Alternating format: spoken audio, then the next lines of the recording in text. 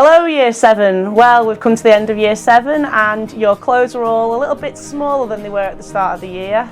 You've all grown immensely in terms of size and maturity, and hopefully now you're set up for your next 4 years at Smithills. Have a lovely summer. See you in September. Hi Year 8, Mr Nash here.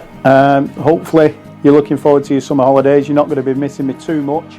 I'll certainly be missing you guys. It's been a really busy year. Lots of comings and goings, some real positive stuff.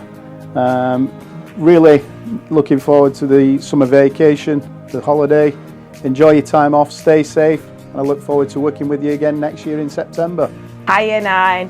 Just like an episode of Love Island, this year has had recouplings, fallings out, and we've had to lose a few people.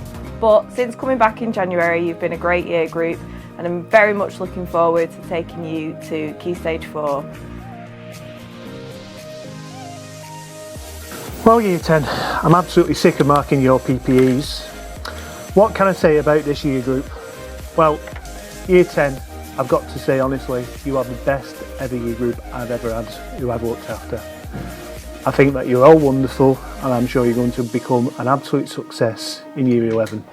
Good luck, Year 10.